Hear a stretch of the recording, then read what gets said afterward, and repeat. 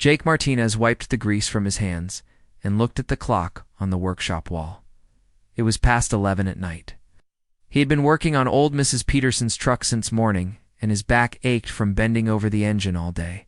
The repair shop was quiet now, with only the sound of wind blowing through the trees outside. He locked up the shop and walked to his pickup truck.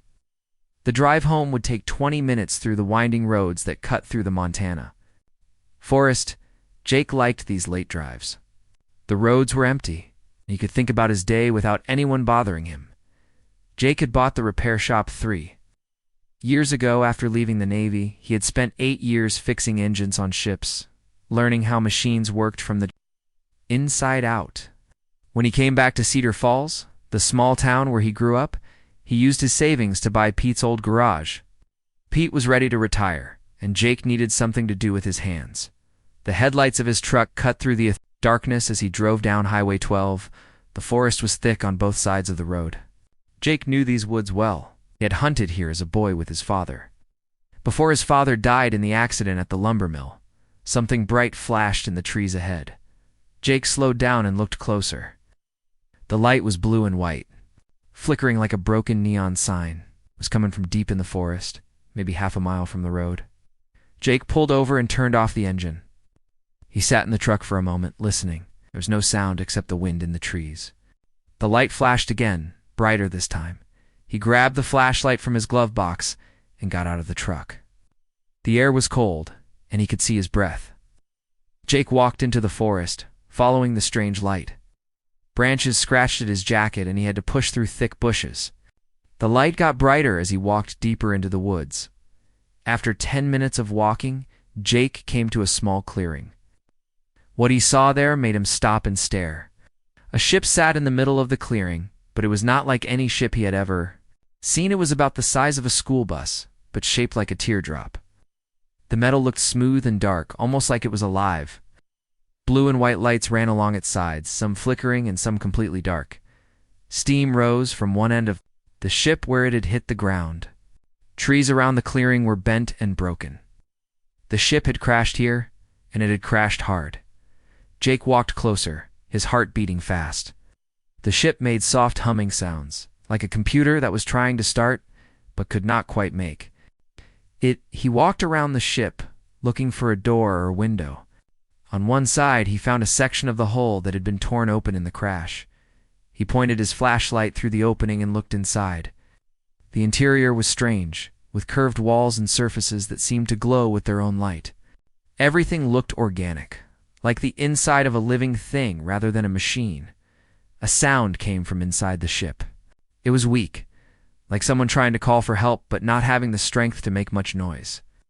Jake climbed through the opening and into the ship. The inside was warm, much warmer than the cold night outside. Jake followed the sound deeper into the ship, found a large room with what looked like a control center. Lights blinked on panels that curved around the walls. In the center of the room, something was lying on the floor.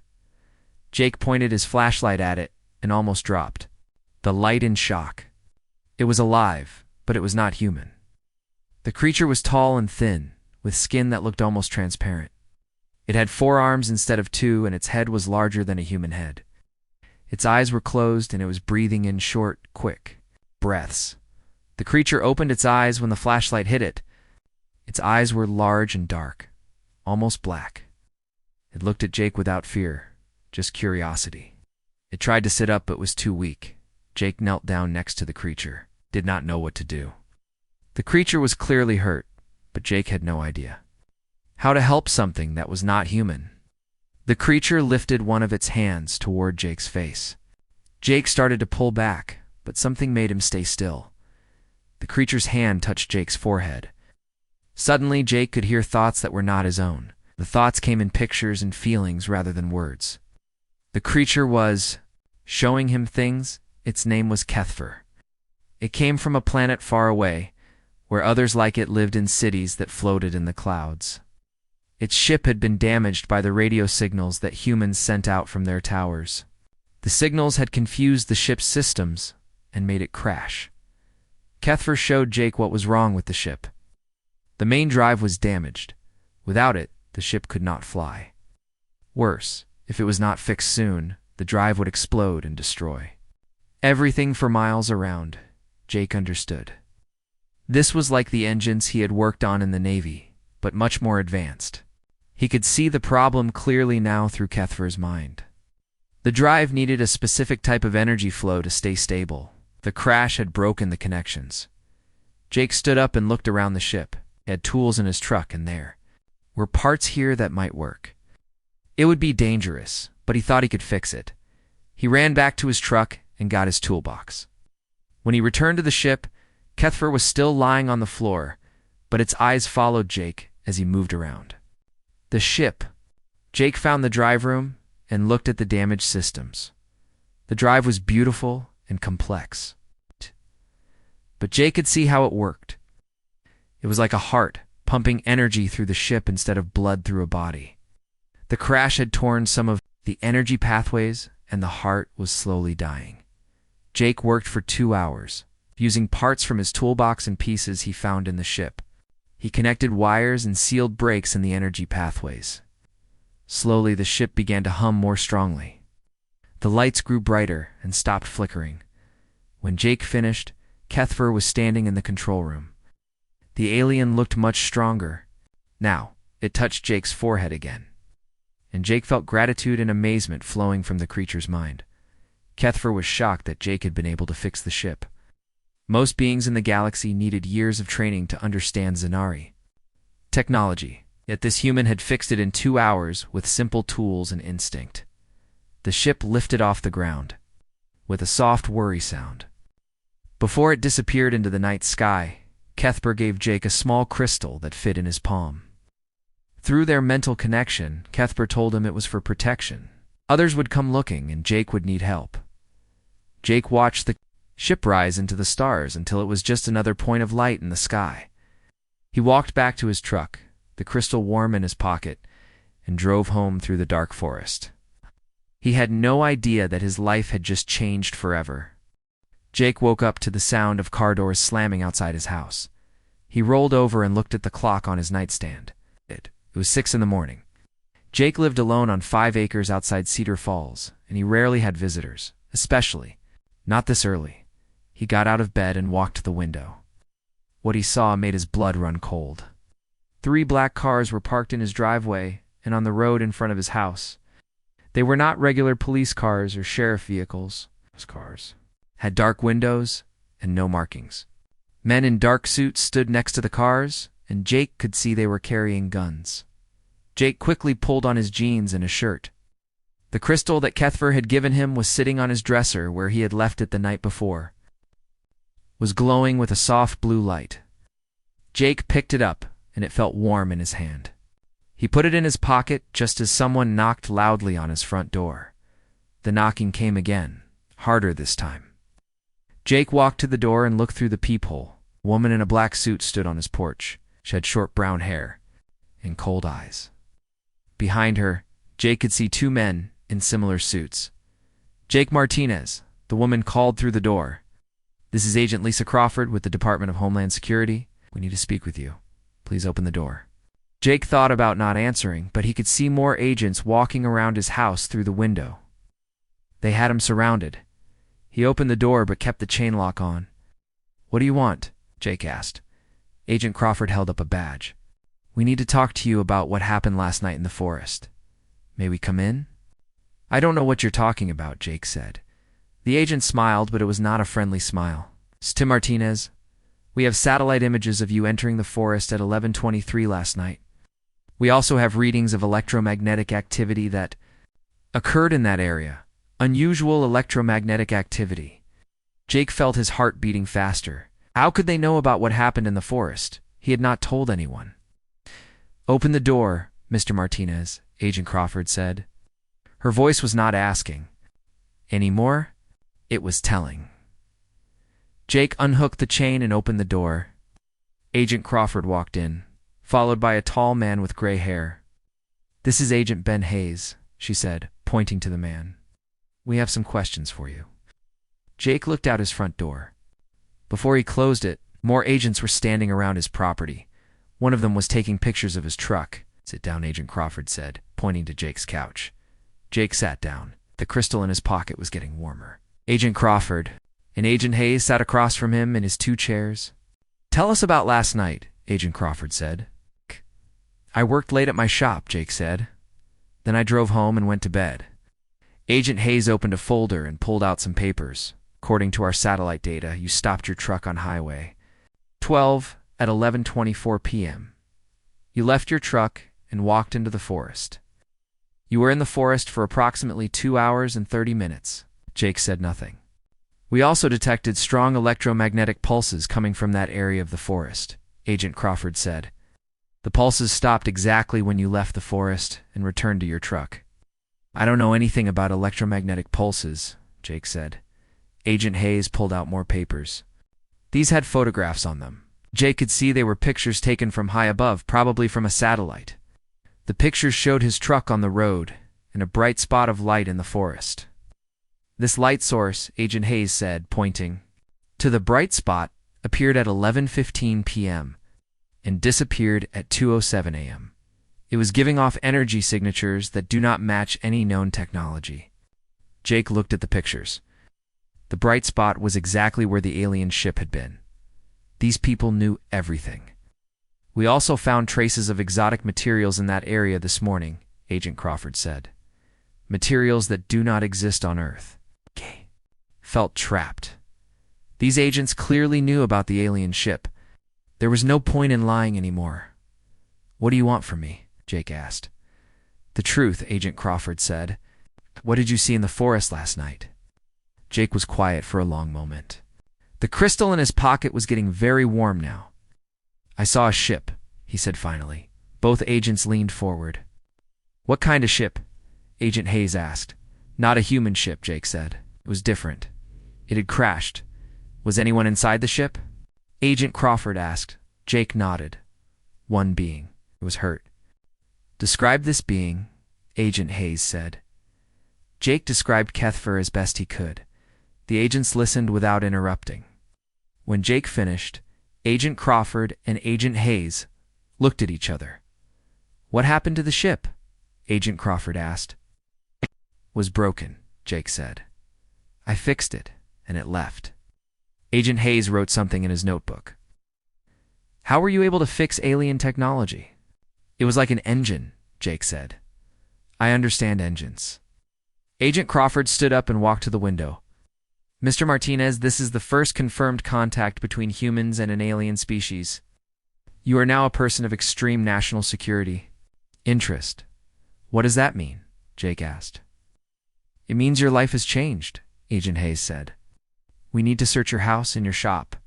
We need to test you for any biological changes. We need to understand exactly what happened." Jake watched through the window as more agents arrived. They were bringing equipment and setting up what looked like a scientific station in his yard. "You can't just take over my property," Jake said. "Agent." Crawford turned from the window. "Actually, we can. National security gives us broad powers. But we're not here to hurt you, Mr. Martinez. We're here to understand what happened and to protect you." "Protect me from what?" "From other agencies that might not be as friendly," Agent Hayes said. "This is the biggest event in human history. There are people who would do anything to get the information you have." Jake stood up from the couch. "I want to call a lawyer." "You can call anyone you want," Agent Crawford said. "But first, we need to make sure you're safe. There are already other groups looking for you." As if to prove her point, Jake heard helicopters. Approaching from the distance, through the window, he could see 3 black helicopters coming toward his house. "Those are ours," Agent Hayes said. Seeing Jake's worried expression, the helicopters landed in the field next to Jake's house. More agents got out, along with people in white coats who were carrying scientific equipment. "What's going to happen to me?" Jake asked. "That depends on you," Agent Crawford said. "If you cooperate with us, we can protect you and help you understand what you've been through. If you don't cooperate, other people will come for you and they won't be as nice as we are." Jake looked around his house. He had lived here for 3 years. It was quiet and peaceful, and he liked his simple life. Now, there were government agents everywhere and helicopters in his field. "Do I have a choice?" Jake asked. Agent Crawford smiled again, the same cold smile from before. Everyone has choices, Mr. Martinez, but some choices are better than others. The crystal in Jake's pocket was very warm now, almost hot. Jake could feel it pulsing like a heartbeat. He wondered if it was trying to tell him something. Agent Hayes closed his notebook and stood up. We're going to need you to come with us for questioning. Pack a bag with clothes for a few days. Where are you taking me? Jake asked. Somewhere safe, Agent Crawford said. Somewhere we can talk without interruption. Jake looked out the window again. His quiet life was over. Whatever happened next. There was no going back to the way things were before he had met Kefir in the forest. He went to his bedroom, too. Pack a bag, the warm crystal pulsing in his pocket like a second heart. The helicopter ride lasted for hours. Jake sat between Agent Crawford and Agent Hayes, watching the landscape change below them. They flew over mountains and desert, heading south. Jake had no idea where they were taking him. The agents would not tell him anything during the flight. The crystal in Jake's pocket stayed warm the entire time. Sometimes it pulsed, like it was sending out signals. Jake wondered if Kefir could somehow track him through the crystal. He hoped the alien was far away and safe. Finally, the helicopter began to descend. Jake looked out the window and saw nothing but empty desert. Then he noticed something strange. There was a large metal building in the middle of nowhere, surrounded by fences and guard towers. It looked like a prison, but bigger. The helicopter landed on a concrete pad next to the building. More agents in black suits were waiting for them. Jake was escorted off the helicopter and through a series of security checkpoints. At each checkpoint, guards scanned him with metal detectors and other devices he did not recognize. Where are we? Jake asked, as they walked through a long corridor. Facility 7, Agent Crawford said. It doesn't officially exist. The corridor led to an elevator. They went down, deep underground. Jake counted the floors as they descended. They went down 15 levels before the elevator finally stopped. The doors opened to reveal a large underground complex. The hallways were white and clean, like a hospital. Scientists in white coats walked back and forth, carrying files and equipment. Jake could hear the hum of computers and machinery. Agent Hayes led Jake down a hallway to a small room with a table and 2 chairs. Wait here, he said, and left Jake alone. Jake sat in the room for 20 minutes before the door opened again. A woman in a white coat walked in. She was about 40 years old, with gray hair pulled back in a ponytail. She carried a thick file. Folder, Mr. Martinez, she said, sitting down across from him. I'm Dr. Emma Walsh. I'm the lead scientist on Project Blue Sky. What's Project Blue Sky? Jake asked. Dr. Walsh opened her file folder. It's the government program that studies extraterrestrial contact. We've been waiting to meet you.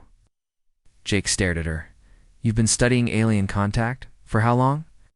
15 years, Dr. Walsh said. Your encounter last night was not the first time aliens have visited Earth, but it was the first time one of them made peaceful contact with a human. Dr. Walsh pulled out photographs from her file. They showed pieces of metal and strange devices. These are fragments we've recovered from other crash sites over the years. We've spent millions of dollars and thousands of hours trying to understand how they work. Jake looked at the photographs. The metal pieces looked similar to parts he had seen inside Kefir's ship, but they were damaged and broken. Most alien visitors have avoided humans, Dr. Walsh continued. When their ships crash, they either repair them quickly and leave, or they abandon them and escape in other ways. We've never been able to communicate with any of them. Till last night, Jake said. Dr. Walsh nodded. Until last night, you did. Something that our best scientists have been trying to do for 15 years. You made contact, and you helped. Dr. Walsh stood up and walked to the door. I want to show you something. Follow me. She led Jake down another hallway to a large laboratory. The room was filled with workbenches and computer screens. Scientists were working on various projects. In the center of the room was a large table, with several alien devices on it. These are pieces of technology we've recovered, Dr. Walsh said. We know their energy systems, but we can't figure out how to make them work. Jake walked over to the table and looked at the devices. He could see immediately what was wrong with them. The scientists had connected the parts incorrectly. Energy flow was backwards in some places and completely blocked in others. "You're connecting them wrong," Jake said. Dr. Walsh raised her eyebrows. "Excuse me, Jake?" Pointed to one of the devices. "This connection here should go to that part over there, and this piece is upside down." One of the scientists working at the table looked up. "We've tried that configuration. It doesn't work." Jake picked up the device and started rearranging the connections. No. You need to think of it like water flowing through pipes. The energy wants to move in circles, not straight lines. He worked for 10 minutes, moving wires and rotating components. The other scientists gathered around to watch. When Jake finished, the device began to glow with a soft blue light. "Incredible," Dr. Walsh whispered. Jake moved to the next device. This one was more complex, but he could see the problem. The scientists had been trying to force the energy to flow in human patterns, but alien technology worked differently. Jake rearranged the connections, and this device also began to glow. "How are you doing this?" one of the scientists asked. "It's like working on an engine," Jake said. "You have to understand how the energy wants to move." Jake worked on all 6 devices on the table. Within an hour, he had them all working. The scientists stared in amazement.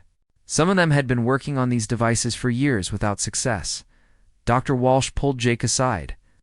"Mr. Martinez, you've just solved problems that have stumped our best people. How is this possible?" Before Jake could answer, an alarm started. Ringing throughout the facility, red lights flashed in the hallways. Scientists stopped their work and looked around nervously. Agent Crawford's voice came over the intercom system. "Dr. Walsh, please bring Mr. Martinez to conference room A immediately." Dr. Walsh led Jake quickly through the hallways to a large conference room. Agent Crawford and Agent Hayes were there, along with several people Jake had not seen before.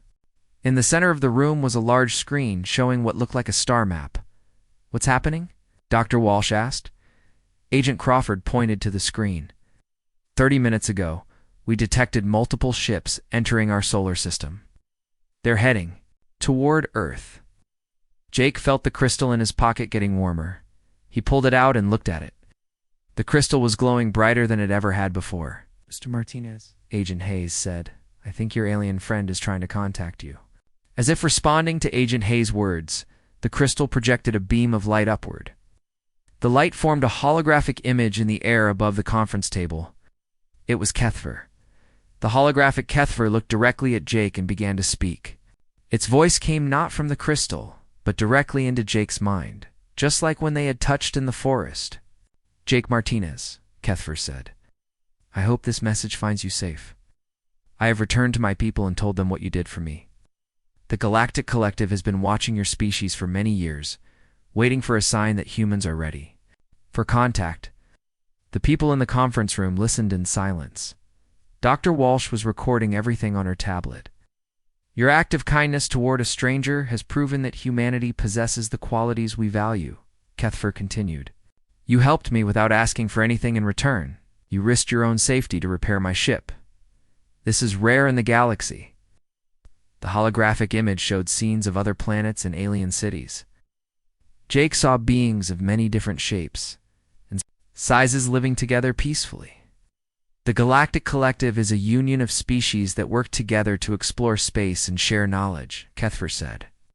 "We invite species to join us only when they prove they are ready for the responsibility." The image changed to show Earth from space. Several alien ships were visible near the planet. "The collective has decided to offer humanity a chance," Kefir said. "But first, there must be a formal evaluation. I am returning to Earth with representatives from other species. You will meet with your leaders and decide if humanity is ready to join the galactic community." Agent Crawford leaned forward. "When will they arrive?" The holographic Kefir seemed to hear the question. "We will arrive in 3 days. Jake Martinez must be present at the meeting. He has proven that humans can understand our technology and work with us as equals." The hologram began to fade. "Jake Martinez, keep the crystal safe. Your people's future may depend on the choices made in the coming days." The hologram disappeared, and the crystal stopped glowing. The conference room was silent for a long moment. Finally, Agent Crawford spoke. "Gentlemen, ladies, we have 3 days to prepare for the most important meeting in human history." Jake looked around the room at all the serious faces staring at him. 3 days ago, he had been a simple mechanic in a small town. Now the future of humanity seemed to rest on his shoulders. The crystal in his hand pulsed once more, warm and reassuring. Whatever happened next, Jake knew his life would never be simple again. The next morning, Jake woke up in a small room, deep underground. The government had given him a bed, a desk, and basic furniture, but no windows. He had no idea what time it was or what was happening above ground. Agent Crawford came to his room at what felt like breakfast time. She brought him coffee and a tray of food. "How did you sleep?" she asked, sitting down across from him. "Not well," Jake said. "This place feels like a prison." "It's not a prison," Agent Crawford said. "It's protection. The world has changed since yesterday, Mr. Martinez. Every government on Earth knows about the alien contact now. Everyone wants to talk to you." Jake sipped his coffee. It was strong and bitter. "What do you mean everyone wants to talk to me?" Agent Crawford pulled out a tablet and showed him news headlines from around the world. Jake could see his name in the headlines, along with words like first contact and alien technology. "How did the news find out?" Jake asked. "Leaks agent," Crawford said. "Someone in the government told the media. Now, every country wants to meet with you. The Russians, the Chinese, the Europeans. They all think you have secrets about alien technology." Jake set down his coffee cup. "I don't have secrets. I just fixed a broken ship." "That's what makes you valuable," Agent Crawford said. "You can do something that no one else can do. You can understand their technology." She stood up and walked to the door. "Get dressed. Dr. Walsh wants to run some tests on you today." Spent the morning in Dr. Walsh's laboratory. She took blood samples and scanned his brain with machines he had never seen before. Other scientists tested his reflexes and his ability to solve puzzles. "We're trying to understand how you can work with alien technology," Dr. Walsh explained as she looked at his brain scans on a computer screen. "Your brain patterns are normal, but something has changed since your contact with the alien." "How what?" "Kind of change?" Jake asked. "Your neural activity increases dramatically when you're near alien technology," she said. "It's like your brain is connecting with their systems somehow." In the afternoon, Agent Hayes took Jake to another part of the facility. They walked through heavy security doors into a section Jake had not seen before. The hallways here were darker, and armed guards stood at every door. "Where are we going?" Jake asked. "To meet someone important," Agent Hayes said. They stopped at a door marked Conference Room B. Agent Hayes opened the door and motioned for Jake to go inside. The room was large and dark, with a long table in the center. Uniforms sat around the table. At the head of the table sat a man with gray hair and cold eyes. His uniform had more medals and decorations than the others. "It's Mr. Martinez," the man said as Jake entered. "I'm General Pete Morrison. Please sit down." Jake sat in the chair across from the general.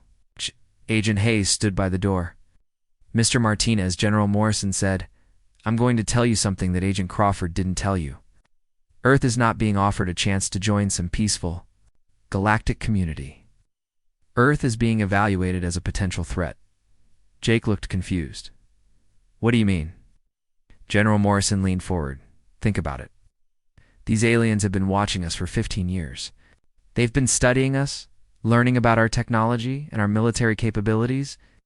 Now they're coming back with a fleet of ships. Kefir said they wanted to help us," Jake said. "That's what they told you," General Morrison said. "But why? Should we trust them? They've been spying on us for over a decade. They only made contact when one of their ships crashed and they needed help." One of the other officers at the table spoke up. "Mr. Martinez, we've been analyzing the technology fragments we've collected over the years. These aliens have weapons that could destroy our entire planet." General Morrison nodded. "We think this evaluation is actually a test to see how much of a threat we are to them. If we fail their test, they might decide to eliminate us." Jake felt confused and scared. "What do you want from me?" "We want you to help us prepare for war," General Morrison said. "You're the only human who understands their technology. Us build defenses. Help us create weapons that can fight back." "I don't want to fight them," Jake said. "Kefir helped me understand things. It was peaceful." General Morrison's voice got harder.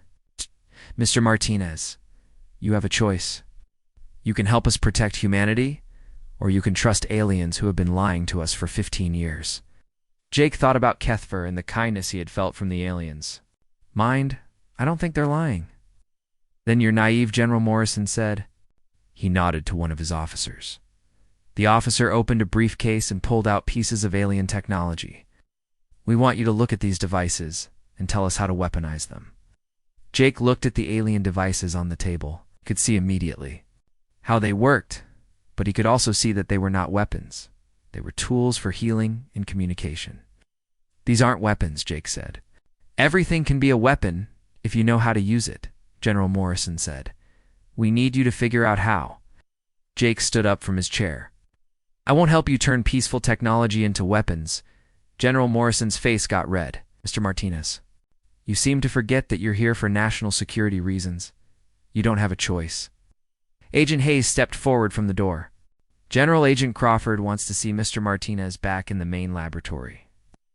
General Morrison stared at Jake for a long moment. "This conversation isn't over, Mr. Martinez. When those alien ships arrive, you'll see that I was right about them, Agent." Hayes escorted Jake out of the dark conference room and back toward Dr. Walsh's laboratory. As they walked through the hallways, Jake felt the crystal in his pocket getting warm again. "Agent Hayes," Jake said, "do you think the General's right? Do you think the aliens are here to hurt us?" Agent Hayes was quiet for a moment. "I think there are good people and bad people in every species. Mr. Martinez, the question is which kind we're dealing with." They reached the main laboratory, but Dr. Walsh was not there. Instead, Agent Crawford was waiting for them. She looked worried. "What's wrong?" Agent Hayes asked. "We have a problem," Agent Crawford said. "We just received intelligence that other governments are planning to intercept the alien ships when they arrive. The Russians have moved warships into position. The Chinese are preparing their missile defense systems." "What does that mean?" Jake asked. "It means that when your alien friends arrive in 2 days, they're going to fly into the middle of a war zone," Agent Crawford said. Jake felt the crystal getting warmer in his pocket. He pulled it out and saw that it was glowing softly. "The crystal is reacting to something," he said. Agent Crawford looked at the glowing crystal. "Maybe it's picking up transmissions from the incoming ships." Suddenly, alarms began ringing throughout the facility. Red lights flashed in the hallways. Scientists and agents ran past the laboratory door. Agent Hayes spoke into his radio. "What's the situation?" A voice crackled back through the radio. "Multiple explosions at facilities in Colorado and Nevada. Someone is attacking our research sites." Agent Crawford grabbed Jake's arm. "We need to get you out of here. Someone is targeting our alien research facilities. This place might be." Next, they hurried through the hallways toward the elevator. Other people were evacuating too, carrying important files and equipment. Jake could hear more explosions in the distance. "Who's attacking us?" Jake asked as they waited for the elevator. "Could be anyone," Agent Hayes said. "Foreign governments, terrorist groups, or even people in our own government who disagree with how we're handling the alien contact." The elevator arrived, but it was full of people evacuating. Agent Crawford pushed Jake toward the stairs. "We'll have to go up the hard way." They climbed 15 flights of stairs to reach the surface. By the time they got outside, Jake could see smoke rising from several directions. Military helicopters flew overhead and sirens wailed in the distance. Agent Crawford led Jake to a waiting car. "We're taking you to a safe house until the alien ships arrive." As they drove away from the burning facility, Jake looked back at the smoke and destruction. The crystal in his pocket was glowing brighter now, pulsing like a heartbeat. "Agent Crawford," Jake said, "I think something bad is going to happen when Kefir arrives." She looked at him in the rearview mirror. "I think you're right, Mr. Martinez. I think you're right." The safe house was an old cabin in the mountains of Colorado. Agent Crawford had driven Jake there in the middle of the night, taking back roads to avoid being followed. The cabin was small and simple, with no electricity or running water. It felt good to Jake, After days in the underground facility, Jake sat on the porch of the cabin, watching the sun rise over the mountains. The crystal Kefir had given him was in his hand, still glowing softly. Agent Crawford was inside, talking on a satellite phone to her superiors. Today was the day. Kefir and the alien ships were supposed to arrive. Agent Crawford came outside and sat down next to Jake. She looked tired and worried. "What's the situation?" Jake asked. "Bad," she said. "Russian warships are positioned off the coast of California. Chinese missiles are aimed at the sky. Every military in the world is ready for a fight.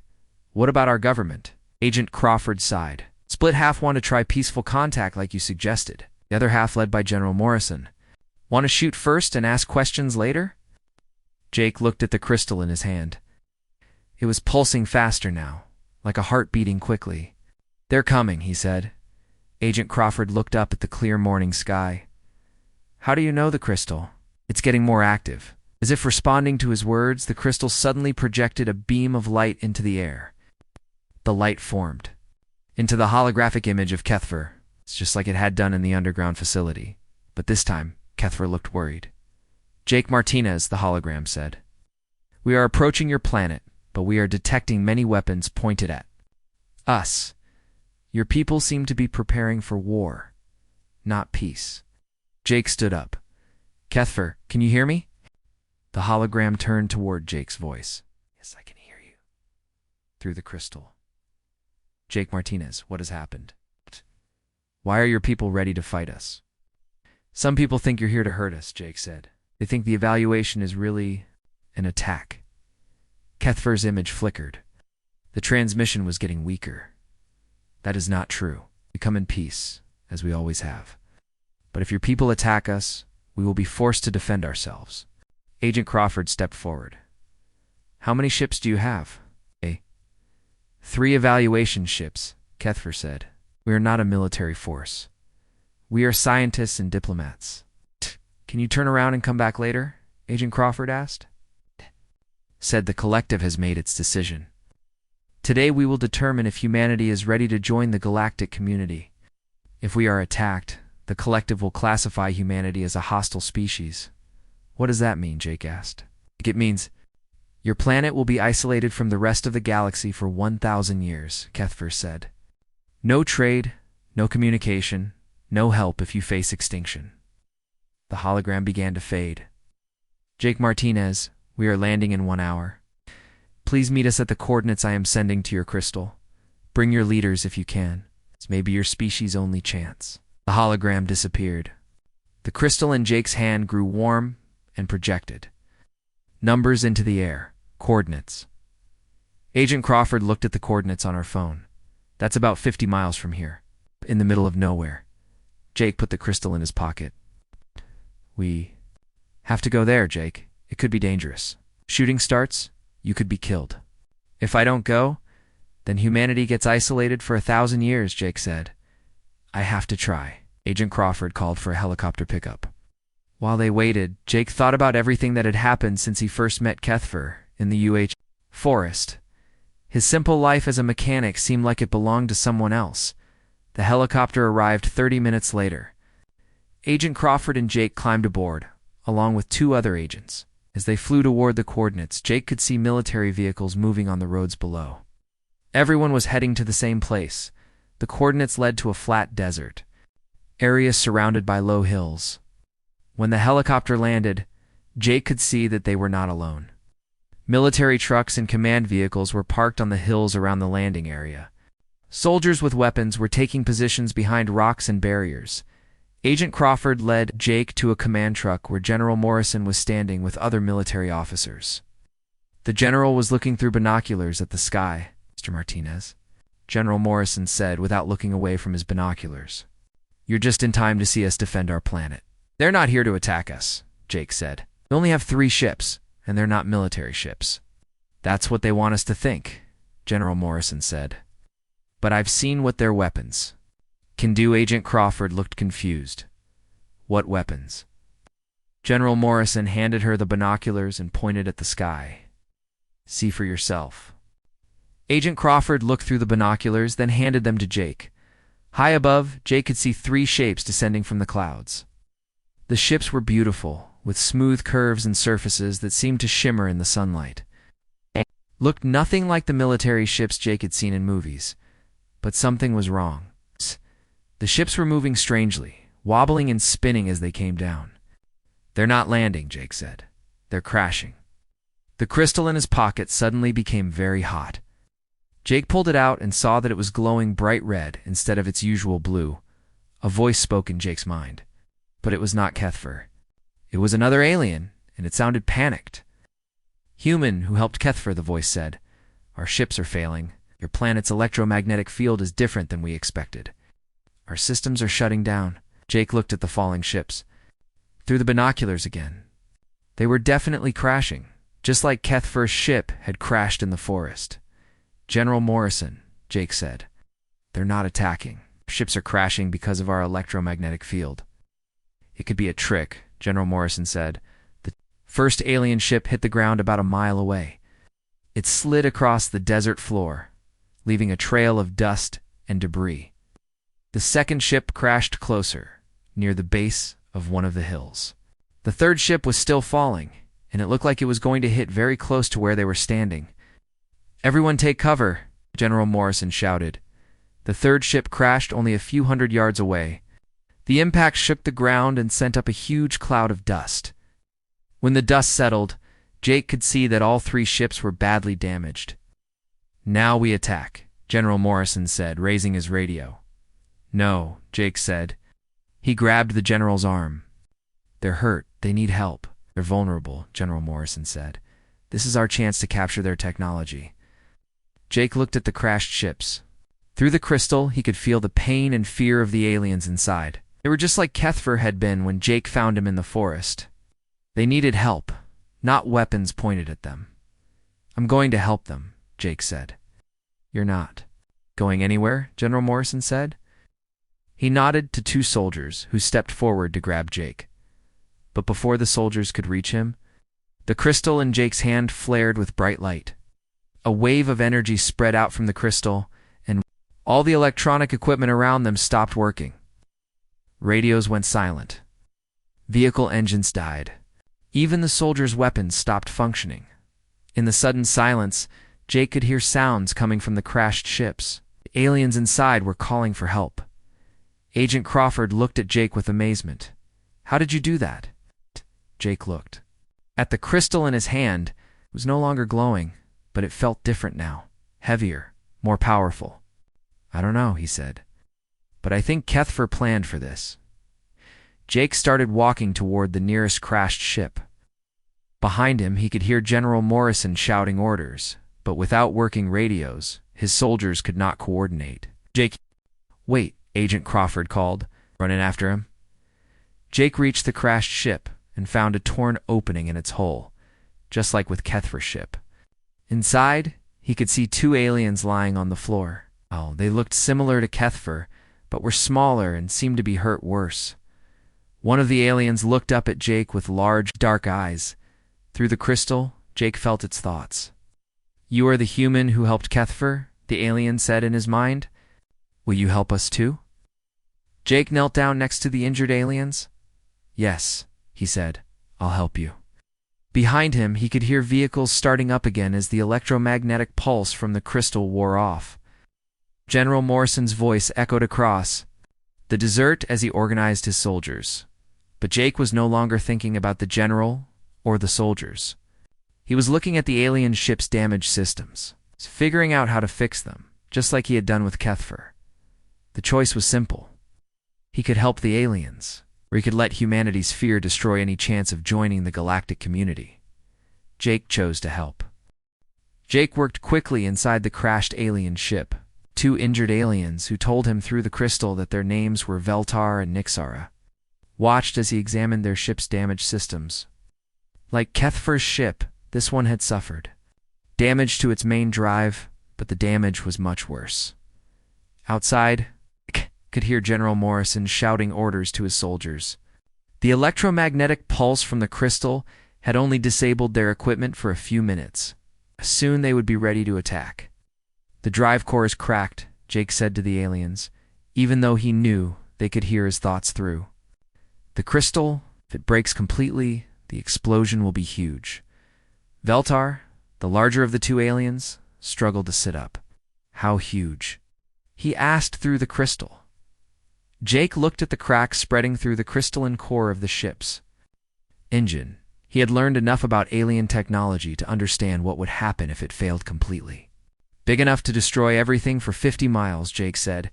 Nick's single quote, Sarah, who seemed to be the ship's pilot, touched Jake's arm with one of her 4 hands. Can you fix it like you fixed Kefir's ship? Jake studied the damaged core. The cracks were spreading faster now. He could feel heat building up inside the engine room. I don't know. This is much worse than Kefir's ship. And I don't have the right parts. Through the crystal, Jake could sense the other 2 crashed ships. Their crews were also injured, and their drives were also failing. If all 3 ships exploded, the blast would be enormous. It would destroy the military base, the nearby town of Cedar Falls, and thousands of innocent people. Have to try, Jake said. He ran back outside to where Agent Crawford was waiting. She had been watching the crashed ship while keeping an eye on General Morrison's soldiers. Agent Crawford, Jake said, I need your help. These ships are going to explode if I can't fix them. How big of an explosion? She asked. Big enough to level half of Colorado, Jake said. Agent Crawford's face went pale. What do you need? Tools from my shop back home and parts from cars and trucks, Jake said. I need to build something that can channel the energy from all 3 ships safely. Agent Crawford spoke into her radio, calling for helicopters and supply trucks. But General Morrison overheard the conversation. Nobody moves without my orders, the general said, walking over to them with several armed soldiers. Mr. Martinez, you're going to step away from that ship and let my people handle this. General, you don't understand, Jake said. If these ships explode, they'll take out everything for miles around. That's a risk I'm willing to take to protect humanity from alien invaders, General Morrison said. Jake felt the crystal in his pocket getting hot again. The alien drives were becoming more unstable. Through the crystal, he could feel the fear of all the aliens in the 3 ships. They knew they were dying, and they knew their deaths would kill thousands of humans too. I won't let you stop me, Jake said. General Morrison nodded to his soldiers. Arrest him. As the soldiers stepped forward, the crystal in Jake's pocket flared with light again. But this time, instead of disabling electronics, it did something different. Jake felt his mind connecting not just with the aliens, but with every piece of technology around him. He could feel the engines of the military vehicles, circuits in the soldiers' radios, the power systems in the crashed alien ships. Somehow, he understood how to control all of it. Jake reached out with his mind and started the engines of 3 military trucks at once. The trucks began driving themselves, moving to form a triangle around the crashed ships. The soldiers jumped out of the way, confused and scared. What's happening? General Morrison shouted. Jake didn't answer. He was too busy working. The crystal. He connected his mind to the computer systems of the military base. He used their communication systems to call for helicopters from 3 different states. He accessed their supply databases and ordered parts and equipment to be flown to the crash site immediately. Then he turned his attention to the alien ships. The drive cores were getting more unstable by the minute. Jake could see that they were reaching a critical point. In about an hour, they would explode. But Jake had an idea. Instead of trying to fix each ship separately, he could connect all 3 drive cores together and use the military trucks as energy conductors. The human technology would channel the alien energy safely into the ground. It was dangerous. If he made a mistake, the explosion would be even bigger. But it was the only chance they had. Agent Crawford stood next to Jake as he worked. Is this going to work? I don't know, Jake said honestly. Nobody has ever tried to combine human and alien technology like this before. For the next 40 minutes, Jake worked like he had never worked before. He ran between the 3 crashed ships, connecting their drive systems with cables and parts from the military trucks. He used the crystal to communicate with the alien crews, getting them to adjust their systems to match his modifications. The aliens were amazed by what Jake was doing. Through the crystal, Veltar told him, "You are creating something new. Not human technology or alien technology, but something in between." With 10 minutes left before the drives would explode, Jake finished his work. He had connected all 3 alien ships to a network of military vehicles and equipment. The whole system was controlled by the crystal Kefir had given him. "Everyone get back," Jake shouted. He activated the system. Energy from the 3 alien ships flowed through his hybrid network and into the ground. The ships glowed with bright light, but they did not explode. Instead, the energy was channeled safely away. But something unexpected happened. The combination of human and alien technology created a new kind of energy field. The field healed the injured aliens and repaired the damage to their ships. Within minutes, all 3 ships were working perfectly again. Kefir emerged from one of the ships, along with 2 other aliens Jake had not seen before. They were the Galactic collective representatives who had come to evaluate humanity. General Morrison and his soldiers watched in shock as the aliens approached. But instead of being afraid, the soldiers seemed curious. They could see that Jake had just saved thousands of human lives. Kefir touched Jake's forehead, and Jake felt the aliens' thoughts. "What you have done here proves something the collective has never seen before," Kefir said. "You have created technology that is better than what either of our species could make alone. This is exactly what the collective values most." One of the other aliens, who introduced himself as Elder Zoran, spoke to the assembled humans. "Humanity has passed the evaluation," he said, his words coming through the crystal so everyone could understand. "Not because you are peaceful and not because you are advanced. You have passed because you are willing to take risks to help others and because you can create new solutions to impossible problems." General Morrison stepped forward, his weapon lowered. "What does this mean for our Earth?" Elder Zoran smiled, an expression that looked strange on his alien features. "It means humanity is invited to join the Galactic Collective. You will have access to our trade networks, our knowledge, and our protection. Oh. But you will also have responsibilities to help other species as you have helped us today." The Elder turned to Jake. "Jake Martinez, the Collective offers you a position as Earth's technology liaison. You would work with both human and alien engineers to develop new hybrid technologies." Jake looked around at the desert, at the military. Soldiers who were no longer pointing weapons at the aliens, at Agent Crawford, who was smiling for the first time in days. "What about my repair shop?" Jake asked. Kefir made a sound that might have been laughter. "Your repair shop will become a testing ground for technologies that could change the galaxy, Jake Martinez. Some things never change. There will always be machines that need fixing, and humans seem to have a special talent for figuring out how to fix them."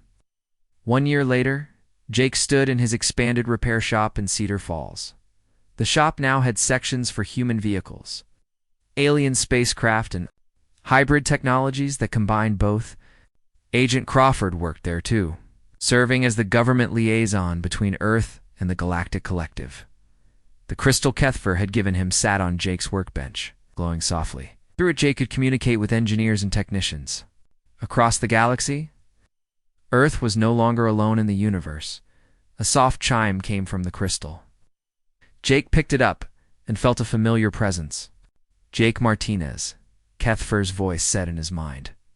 "We have a problem. A collective transport ship has broken down near Jupiter. The crew says their engine is making a strange noise and will not start properly." Jake smiled and reached for his toolbox. It now contained both human tools and alien devices, but the basics were still the same: screwdrivers, wrenches, and the willingness to help someone in trouble. "Tell them I'm on my way," Jake said, and Kefir, "Well, yes, Jake Martinez. Thanks for trusting a simple mechanic to fix your ship that night." "Thank you, Jake Martinez, for showing the galaxy that sometimes the simplest solutions are the best." Once Jake walked out of his shop and looked up at the stars. Somewhere out there, people needed help fixing their machines. And Jake Martinez, former Navy mechanic from Cedar Falls, Montana, was ready to help them.